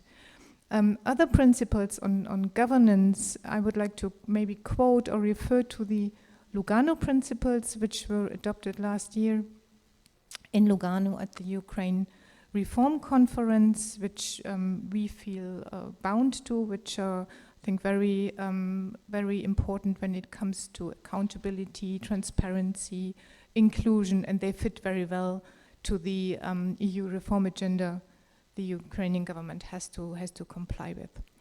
One more word, and then I have to ask you what you meant with the project group, because I think there's maybe some misunderstanding, but maybe one more comment on the importance of local structures. I think my colleague from GIZ, Bastian Weigel, in the previous panel already told you a bit about the EU LEAD program, but I really would like to stress that it is at the local level, it is in the cities, in the municipalities, where the reconstruction takes place. It's there where you have the actors, where you have the people who know about how to rebuild water pipes, how to rebuild the heating networks. And if you really want to make a switch or turn the switch towards a cleaner and greener and smarter technology, it is there where you have to build up the capacities. And I think more can be done on this level, be it administrative capacities, be it technological capacities, education. I think this is really important, and we should shed some more light on these local structures and on the civil society as a whole, who are very active in Ukraine, but their voices really have to be heard. On the project group, I think you refer to the national platform, which we created. Yeah, okay, because our own division in our ministry is called project group, so I was a bit confused. So the national platform is something we created here in Germany, the German government, almost 2 months ago.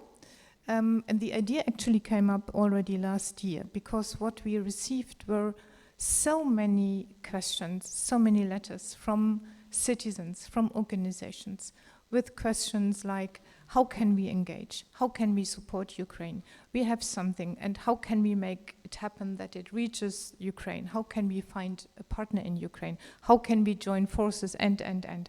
So the idea came up that a kind of joint platform, which is, I mean, very concrete. It is a website, but it's not only a website. How can we make sure that these questions can be answered? How can we encourage these people, these organizations to share their information, but also to bring in their ideas and initiatives and match with others? And this is the idea of the platform. You can follow it on the website. Workshops have already taken place. Academia, business, NGOs, the whole civil society, but also citizens are encouraged to take part and to facilitate these exchanges, and of course the municipalities. And as you probably know, we have a very huge twinning program of municipalities, more than 150 in the meantime, and this is also excellent. It's really a treasure, and exchange of experience can take place there on, for example, how to promote clean and green facilities. I stop here. Thank you. It's true. We have also encouraged many little municipalities and cities to take part in this program, and I can only praise this is with a less bureaucratic burden, and it's easy to access. So yeah, thank you very much for this, for the national platform, but also for the accessibility of funds on a very small scale level, easy for municipalities. So Irina, European Climate Foundation, and how can you and how do you come into the reconstruction situation, and what does it mean for you, for the authorities? Please tell us a bit. Thank you very much. I think we all mainly understand what has to be done in different sectors in Ukraine and in cities. We understand what is it to live in a quality life and kind of good industry and good economy. The question for Ukraine is how do we get there? And I want to highlight some kind of key messages. The first one is about the energy sector. And what has been happening now is a very positive shift that decentralized small-scale renewables are winning hearts and minds of Ukrainians and local authorities. But we need more actions and financial instruments to really scale it up. Over this winter, the security actually was the main reason why Ukrainians and municipalities were actually looking at this energy, and those which were equipped were in a much better situation. And with support of civil society groups, there were several pilot projects put up, and many more are now in the process. And the results are tremendous. So first of all, it's economically viable with the current tariff. So actually municipalities, when they have at least one project in place, they are thinking about kind of building more on their own. What they need, what they talk about is like to have a simple access to concessional loans to make it happen, because small communities don't have it, and the interest rates are huge and they have limitations from the budget. So the question is, how do we make these funds accessible to them to implement projects that they're really eager to implement? And we have hundreds of requests towards our partners in Ukraine to make it happen. So that's the first one. The second one is more reflection from kind of my previous work in the government in the Ministry of Environment. And it's that EU integration reforms and regulations which we have to implement are critical for green recovery to happen, but actually a lot of reforms and changes have to happen outside that agenda, and they're also critical. So just to give some examples, we've spent 1 year with OECD looking at how environmental funds spendings look in Ukraine, and there are simple but really tremendous developments for efficiency, transparency that could be implemented to make it happen. Just as an example, the classification, how local authorities can use environmental funds is outdated from 1990s. It doesn't have climate mitigation and adaptation at all as measures. So these kind of small changes, they can bring very big systematic changes. Or for example, we have development of ETS as one of the key environmental integration reforms to be implemented. But what do we do with environmental inspection? There is no regulation or directive on environmental inspection, but if we don't reform it in Ukraine, like these are the very basic changes which actually create better business climate, better anti-corruption procedures, a green recovery and rule of law. So the message is to be very careful and wise in setting priorities on Ukrainian side and from international community, like what do we take as the first steps and how we actually build up so that it's, builds up one on another and not like more comprehensive systems come on top of empty field. The third one is about need for development plan for Ukrainian institutions, how we make them stronger. I worked in NGO society for many years, and I was very critical to the government. Then I went to the government, and when I watched how understaffed the ministry is, how many tasks we have, like 3 people for the whole waste management reform sector, like 2 people for all the climate policy issues, it's just not possible to do that. And there are many very much willing people. There is a big eager to do reforms, but without like stronger institutions and capacity, it's also just not possible. And the same goes about cities and local authorities. They've lost a lot of capacity during this war. It was not big already. And we have hundreds of cities which actually have to rethink the whole new vision, new principles of development, and how do they come up with it if they never been abroad, don't interact and don't have access to all this new knowledge. So we really have to be creative in setting up the system, how to penetrate all the international support knowledge. I have European friends asking me, so how can we help to support Ukrainian authorities or companies? And we came to idea, why not to have, volunteer program that Europeans can come for a year and be settled in our institutions and work with them through a learning by doing process, and through that actually building it from inside. And the last one, during the war and in the recovery process, we shouldn't forget the nature. And the Ukrainian nature protection parks are in desperate situation now. They actually lack even basic operational funds to cover the needs, the firefighting and all the really basic stuff. We also have cases, Swedowets construction, taking up slowly the virgin forests and very important biodiversity areas. We have cases of conflicts in the agriculture sector because less lands which can be used in the east and south actually put additional pressure on the lands on the other territories of Ukraine, and that's usually biodiversity areas. Yeah, and all the other cases. So that's extremely important not to forget also this part of the green recovery. Thank you. In the next round, I would ask you then, Irina, how would you react if the EU hopefully comes up with a tough conditionality? Because part of the money can only be given if certain standards are implemented. And I have my doubts that we are strict enough on that, but this might be my personal view. So, Rainer Pero, you would be the next one for the first round now, sharing your experience and what's your expectation on how do we rebuild Ukraine better with a good governance, please. Thank you very much, Viola, for having me here. A few words on the German-Ukrainian Chamber of Commerce. The German-Ukrainian Chamber of Commerce belongs to what we call Auslandshandelskammern in German, seen from a German ministry perspective. We usually have a member organization at where we are, offering events, information and advocacy. And we also have a service part. And now I've mentioned advocacy, and that is basically reminding authorities of good governance. That's what we do. 160 member companies, they organize themselves into 9 committees around the most important issues that German companies and German investors have.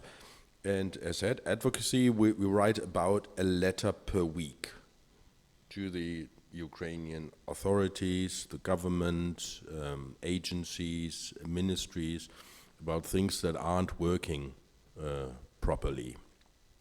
And because things working properly and smoothly, that's a precondition for foreign companies to invest. And what we can see is that there are problems, of course. There are lots of problems. We all know, all of us who talk about Ukraine know that Ukraine has made a lot of progress, in particular since 2014. The sense of urgency that was brought to Ukraine through the annexation of Crimea has turned Ukraine into a better country in many ways. There has been progress in terms of corruption and also in terms of good governance, but there is still a long way to go. An example of what we do is, for example, we write, there's a mobilization, there's of course a lot of mobilization going on in Ukraine. And companies have the possibility to tell the Ukrainian government that certain people of their staff should be spared because they are very important to running the companies. And of course, running the companies successfully is a precondition for them to be taxpayers. And of course, paying taxes is very important for Ukraine. And we can see that this process isn't working very, very smoothly. It's pretty hard to see why. What is not working, but I have the impression that there is a lack of resources, really. There aren't enough staff in order to process what the companies have given to hand it over in terms of documents. and which underlines, I think, the need for us to address this issue, to help Ukraine building the capacity for good governance. Now you introduced me as someone who is relatively new on the job. I've been on my job now for almost since January actually, as the new director of the German Ukrainian Chamber of Commerce. Haven't been to Kiev yet, doing my job from Berlin, and I come from a position as director of the German-Danish Chamber of Commerce. Quite a jump, of course. And what struck me when I looked at the issues here was that Denmark is such a great example of good governance and of what good governance can actually do to a country. And it's not just sustainability, it's everything, basically. So good governance in Denmark makes Denmark the best country to do business in, according to many tables, many rankings. And it's also a country that is very sustainable, and it's a country that is very successful in turning policy into action. And turning policy into action is what investors need and what the environment needs. I think it also shows that the interests of business and nature, the environment, are really parallel. I think that companies can do a lot in order to make the world and Ukraine more sustainable, because all the companies, all the meaningful companies, want to be part of the solution, and all companies, or 99% of all the companies, have understood that the protection of climate action is the most important task that we have, that mankind has for the next generation also. And companies want to be part of the solution. And therefore, it is very important for Ukraine to have practices in place in order to promote the investment of foreign companies, of Western companies that bring efficient procedures, efficient processes to bear in Ukraine. But really, what worries me most is the capacity of bureaucracy, of the administration, to process all this. I was recently at a conference where they talked about the possibility of absorption. The absorption is very difficult because we're talking about unprecedented levels of investment into Ukraine. This would be my first connecting question or following up question, exactly this, because I was in Moldova last week, and there we have a similar situation. We have not a war, but we have a poorly understaffed and so far rather poorly and bad financed and paid authorities, staff in the ministries, institutions, and so on. And we started, and they accepted it, to have a salary top-up program, and it worked extremely well. The environment of the jobs have completely changed. They attracted young, good, well-educated people from domestic, but also from international position. I was surprised to see this. The team, the atmosphere has completely changed, and everything which is related to the accession process has a different spirit. So I know in 2014-15 we have offered that to Ukraine, and it was rejected because they didn't want this. They weren't too keen. They rather would like to have and keep their poorly paid staff, because then it is easier to bribe them in the authorities. It's much easier to rule a country when you have people who you can steer from outside. So my question is there an idea, is there already like a concept of capacity building in Ukraine, and how much is the IB or also the BMZ involved into this? What would this mean? I mean, of course, we cannot just do the top-down. We need the acceptance of the Ukrainian government, and I do hope this time they understand that this is necessary. But it was interesting, as I said, Moldova runs on this program so well, and I'm curious, capacity building is a precondition of a good corporate governance, as you said, but also for accessibility of finance. How would this look like for Ukraine? Maybe both of you first. Thank you. I mean, I think that is one really of the key challenge we have. I mean, one thing is going to find the money. The Commission and the World Bank estimate the need to rebuild at 411 billion euro, which is huge. Now, that is one challenge to find the money. But the second one is the capacity building. Before the war, the three IFIs together, we used to lend something like 3.5 billion. And that was difficult to absorb. Today, if you want to reconstruct, you're going to be something like 15, 20, 30 billions per year at least. And that's going to be a huge challenge. Now, we know that. We have this agency, it's a pity that Mustafa is not here, but we have this agency that put up, and EIB has put together 100 million. We put a budget of 100 million to support the capacity building in Ukraine. But it will be a huge challenge. Now, one thing is people are not paid enough, and that's a problem for the budget, because that's when you speak to Ukrainians, they agree on that, but they say, well, it's a problem of the budget. Maybe the IFIs and donors, we can help them to pay these people better, because also it's avoid corruption, and that's going to be key. So it's a huge challenge, and it's at the central level of the government, but it's also in the municipalities. And we have to do something there. But I think we are aware of it. Mustafa, who is not here, is very much aware of it, and the IFIs and the donors are aware of it. So we put money aside to try to help to build this capacity, but it's a huge challenge, yes. Yes, thank you very much. I can only agree, and I think you mentioned it as well, that resources, human resources, are really are crucial, and they are scarce. I've been to Moldova as well, and I think it's still an issue.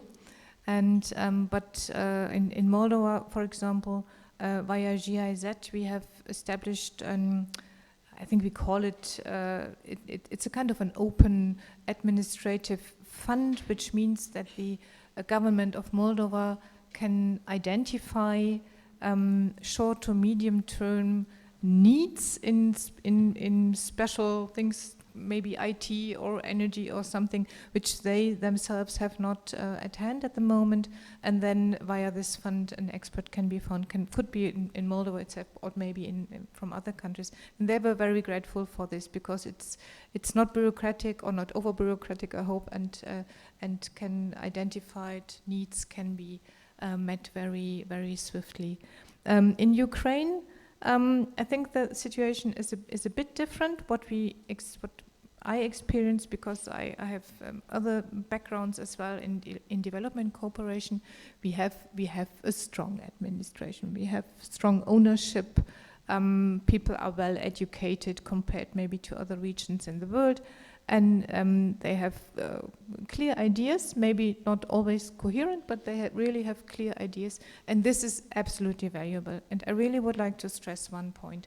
Ukraine is a country which now at the same time has to think about and reconstruct and repair and rebuild and implement the reforms to be integrated into the EU in a situation of war. And I think this is really a situation which is unprecedented, and they have my full respect for how they are doing that, and this should not be underestimated. Nevertheless, of course, we have to support them in capacity building, especially in the terms of also governance. They set up anti-corruption institutions. It's really, really important to make sure that they have the necessary resources, as you said, and that they are able to enforce and able to be viable on all levels. Sorry, we're lacking one microphone.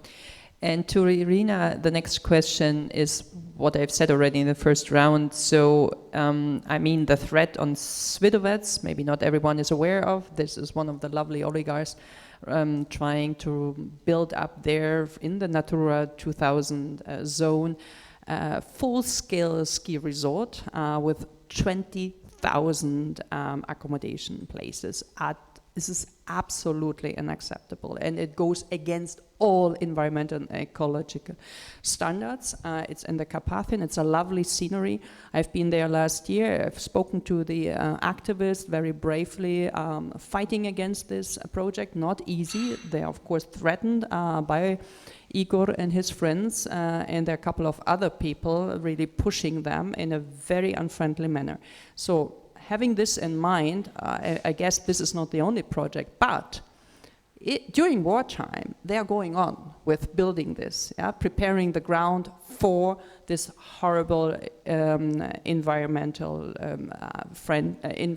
damaging project. So how should we react? I mean, on one hand, we have the war, and we have to be a solidarity. We need to pay. We need to finance. On the other hand, people are using this situation with a huge let's say, moral repression on us and saying, yeah, this is, it is kind of, how to say, self-determination.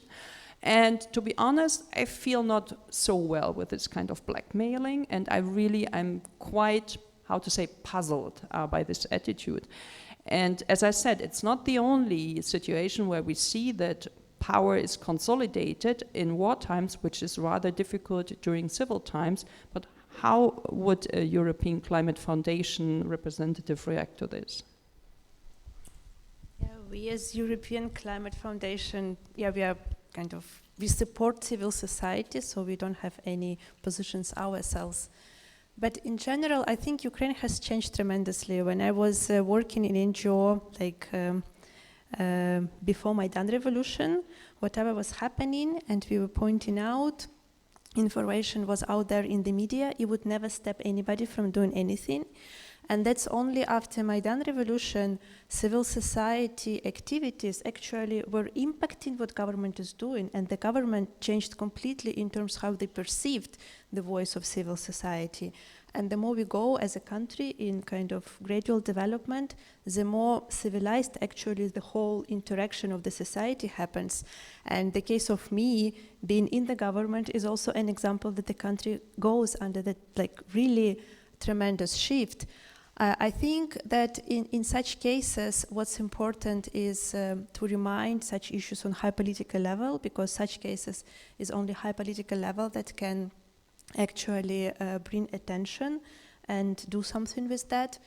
And in general, stronger institutions which actually follow the procedures and environmental impact assessment, again, like when we have all these EU procedures which are very heavy, and then we don't have capable and enough staff to work on it comprehensively, then it also opens the door to less effectiveness, efficiency, and some kind of, sometimes it's not corruption, but not this case, but in general, it's just not paying the right attention or not having the right skills to follow the issues, which leads to bad decisions or bad consequences. Yeah, so stronger institutions and stronger calls from European international partners on kind of issues like this.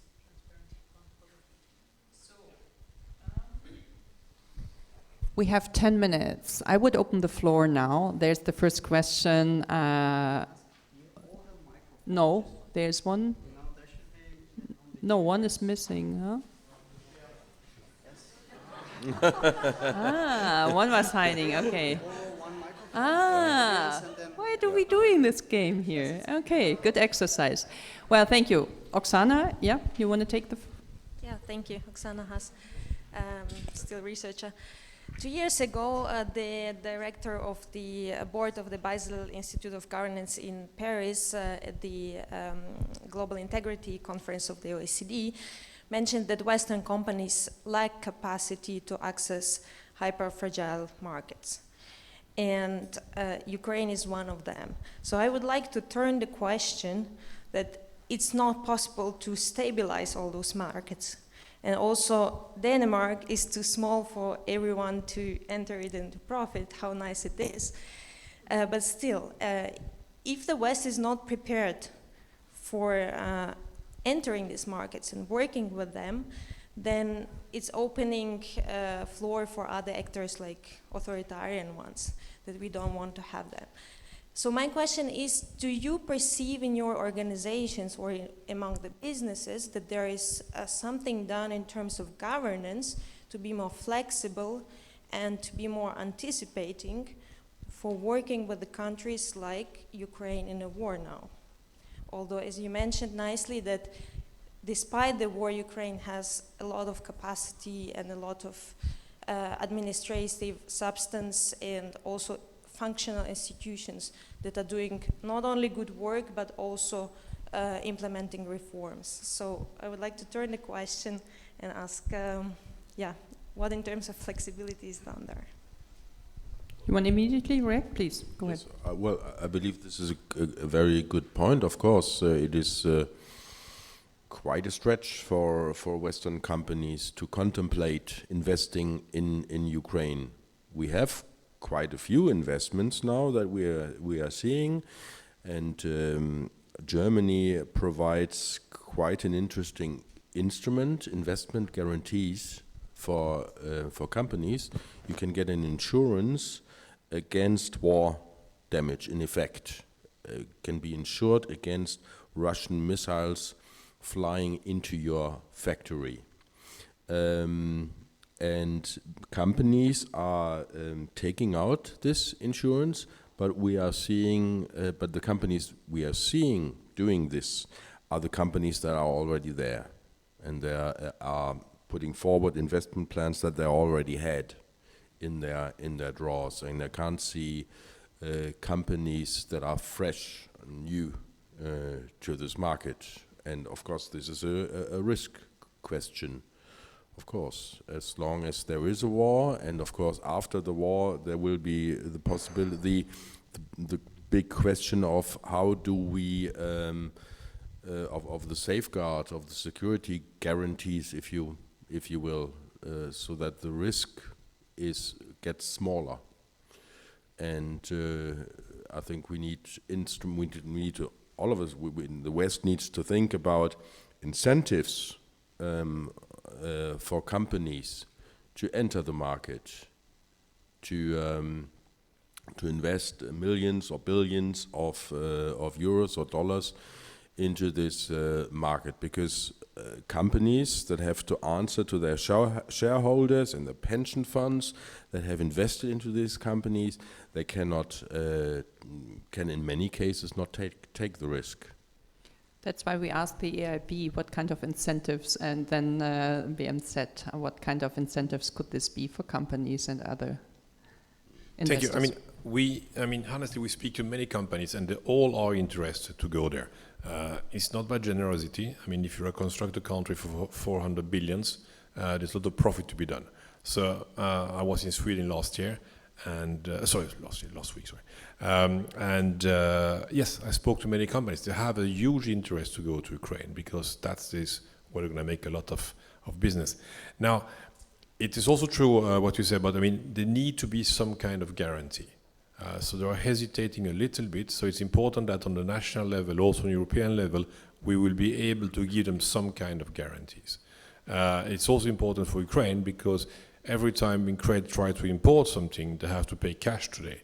So it's kind of import-export guarantees, trade guarantees are also important. So that is one thing. I like very much what you said about authoritarian states. We have made procurement rules quite strict in Europe today. The problem is that the procurement rules are very much going in favor of the price. So very often when you have authoritarian, companies from authoritarian states, and I would not name them, competing against German company, competing against Swedish companies, they lose, because the German and the Swedish companies respect a lot of rules on environment, social impact, and things like that. This company do not. So I'm looking to you from the state, and I think that we have to think a little bit different. We cannot only put as a high, yes, we want to fight corruption, so price is very important. But when you start to build something in Ukraine, a metro, road, whatever you want to build, it's important that we know that you're going to respect environmental aspect. The German, the Swedish company will do it, but if you just ask for a promise, it will not happen. So there should be some kind of rule saying, what have you done over the last 20 years? And then you will see that European companies have been doing it very well compared to some other companies. But it is going to be a huge, huge problem for the reconstruction of Ukraine that if we just go for the best price, we know who's going to win. And that is unfair because the European companies, they will respect other criteria like social impact, environmental impact, and so on. And I'm looking at you because that is something that has to be changed.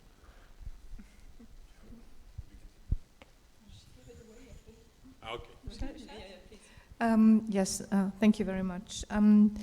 First of all, I would like to underline and echo that we also see a huge interest by companies to in investments in Ukraine, which comes along with a, understandable prudence at the current time. And but the interest is also there because there are, I think, strong business relations they can build upon from before the war. And my second point is I agree with you with the procurement rules. I think this is something we have to talk about. And the good news is that the next reform conference on Ukraine, which takes place in London in next month, will focus on this issue. How to make sure that the private sector is going to invest in Ukraine, because this is also clear, without private funds the reconstruction cannot happen. Public funds are not enough and we really need the private investments. So all the questions maybe which you also raised about how to create incentives for investing in fragile states or in states still at war, I think will hopefully be raised there. And it also makes clear how important it is that the business has a say in how to reconstruct Ukraine and give their advice on the frameworks, on the regulations, on incentives, and so on. So this is also something we advocate for, to have along with this coordination platform I mentioned before, not the national one, but the multilateral one, that the business sector maybe in form of a business advisory council or something has a say there as well, to make sure that this goes hand in hand. Very well. Maybe one more question before I hand over to Irene to give us the summary of what we have heard today. Is there one more question here in the room? Otherwise, I have an online question which we have so far ignored, which was not very polite. People then, after some time, they give up. And let me just... so, I live in Ukraine.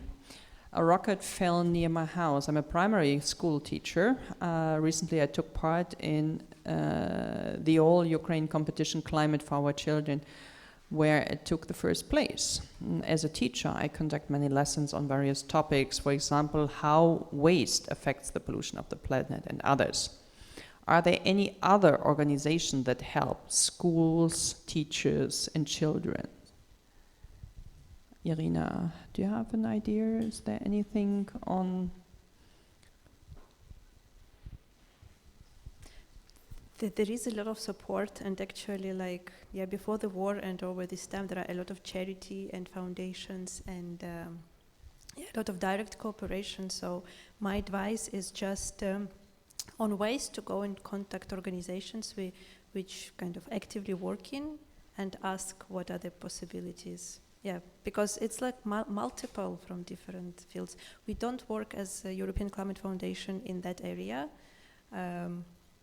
But if there are organizations who are working on green recovery in the cities, then you are very welcome to contact us. Okay, if there are no more questions from the room right now here, then I would each of you give you, or so as we did in the first panel, 30 to 50 seconds for a final remark before I hand over the microphone to Irene. Jean-Eric, Yes, thank what is your conclusion? I mean, I think that just conclusion is that all of us, we have to do everything we can to help Ukraine to win this war.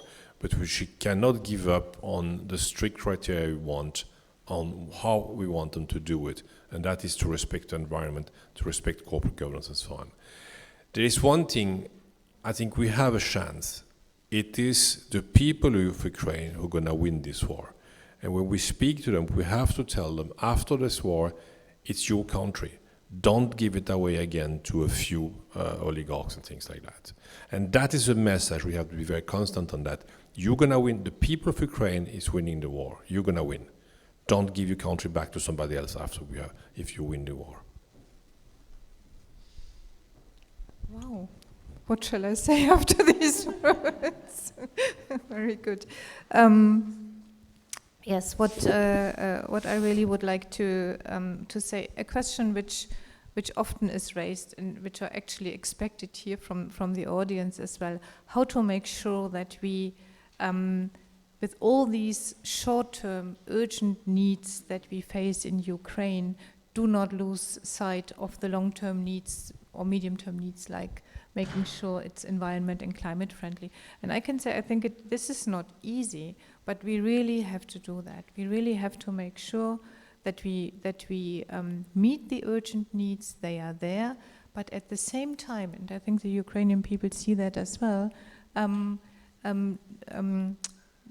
already pave the way for a better and greener and more climate-friendly Ukraine.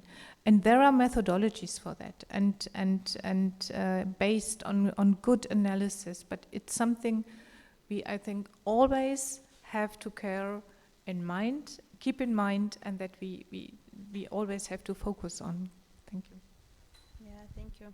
I just want to say that probably there is no other country in the world, and Ukrainians are really like the strongest country which eager for its future, for democratic values, for changes, for anti-corruption. And I thank you for all the support which has been happening so far, and I really hope that together we will be able to make this country better. Well, I believe there are huge tasks ahead. Of course, providing military assistance, providing financial assistance, and of course also providing assistance for Ukraine to manage everything in a proper way, which is good governance. Absolutely. Irina, I can only agree 100% with you. Ukraine is definitely a role model for a super resilient society, and being in Ukraine last year 5 times, I can only admire each and every one. I mean, this good spirit, this positive and optimistic outlook every time you face. When you cry, Ukrainians hug you and say, wow, we will win, don't worry. Yeah? So you think, no, it's the opposite. We have to encourage you, but the strength of the people is terrific. And also, I mean, what Christina mentioned, I think the national platform it's an extremely good example how we come from short-term solution like generators, cities of hope, and so on, to long-term approaches. So with these balcony panel, solar panel things, you can start with a generator, but you can develop visions of how to transform to a CO2 neutral municipality, region, district, and so on. And you can bring people over, you can write concepts together, and so on. So there are so many opportunities, and I see, at least here in the society, there's a big active part who would like to contribute to that. And for this, we are very grateful. And now I would give the floor to Irene, who took a lot of notes and will lead us to the final remark of the very last session here for the last 10 minutes. And then don't run off. There will be some food afterwards. Yes, thank you very much, Viola. Indeed, I've taken a lot of notes. I'm very impressed about all the thoughts that we have collected. And just to tell you that we are going to look at all these notes and messages and put them together in a paper that we will prepare together.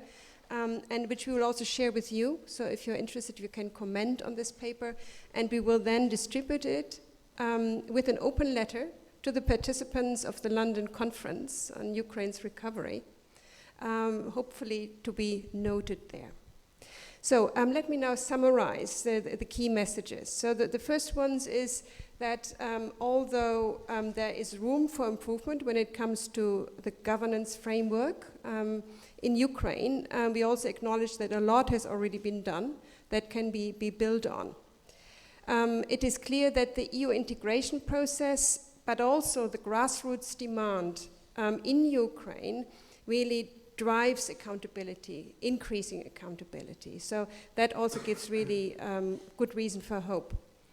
It's clear that good governance also needs institutions, and there was the idea put forward to come up with a development plan for Ukrainian institutions, for example, environmental inspections to relate to the main topic of today. And that this, of course, also needs capacity building. So something also for donors to invest in.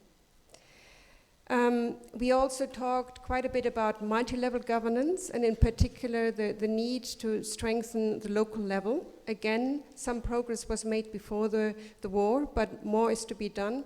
And this is so important because at the local level, there are the people who know best what they need. So it's very important to really treat them as a key actor in these whole recovery processes. Then we also said again about the mechanisms when it comes to local level planning, but also generally planning. It's very important to pay attention to public participation. And again, some progress was made on that, but more needs to be done to highlight also the benefits of it, because quite often public participation is more regarded as a stumbling block. There are people with their own ideas, but indeed, it always pays off to involve people, to also, in order to harvest their knowledge, to gain the ideas, so for innovation. And of course also for them to also drive on-the-ground change. We heard about these renewable energy projects that are so successful. Then let me come to the next sort of big topic, and that is to increase the prominence of environmental considerations in the recovery plans and discussions. Just to give an example, there is a growing demand for firewood and timber, which of course has to come from Ukrainian forests that are so important also for climate regulation, biodiversity, and so on. So by thinking more about how to, where to actually take that wood from, not from the most valuable forests, but from the degrading ones, is something where more attention needs to be paid. Agriculture is another topic which we know is of critical importance to the economy, but it also plays a very important role when it comes to the environment. What also is a factor here is the lack of environmental data. It's of critical importance for development, for wise integrated planning, to know what is actually there. Where are the resources that can be used sustainably? Where are those biodiversity hotspots that need to be spared or whose needs need to be integrated into the planning process? We also heard that it's clear everybody wants to move to a renewable energy future, but that should not go at the detriment of nature, and also needs to be planned in an integrated manner. The example that was given was green hydrogen, certainly a good idea, but how is it produced? It's being produced from renewable energy. The renewable energy is being needed for green electricity in the country. So before exporting green hydrogen, it's important to make sure there is sufficient on the ground for people, and also that this renewable energy is produced in a manner that also respects the need of nature. We also heard about the need to have accessible funds. There are funds out there that can support a green, sustainable recovery, but they must be made accessible. And that also means to pay attention to these mechanisms, some of dispersing funds. Some of them are old-fashioned and need to be revised. And we had one point also that is environmental conditionality, so that donors make sure that funds that are being dispersed are also under a set of environmental conditions. Then we heard quite a bit about civil society, the importance of engaging civil society actors. I already talked about the local level. We also acknowledge that the voice of civil society is already increasingly being heard, especially since the Maidan revolution. But there is still also more potential to really tap into this incredible force that we have in the Ukrainian society. And then my last point is that it's also important to fully utilize Ukraine's impressive technical knowledge, from which we can all learn from, for example, also Germany. We also heard that, for example, the DREAM platform that is now under development to provide project-level access to information can also be an important factor to highlight, for example, good environmental impact assessments, data needs, and these sort of aspects. And I would like to conclude with some statements that I found particularly important or uplifting. It's all hands on deck, and I think we all agree that it is that Ukraine needs us, but actually we also need Ukraine for a sustainable future of Europe, but you can also say of the world.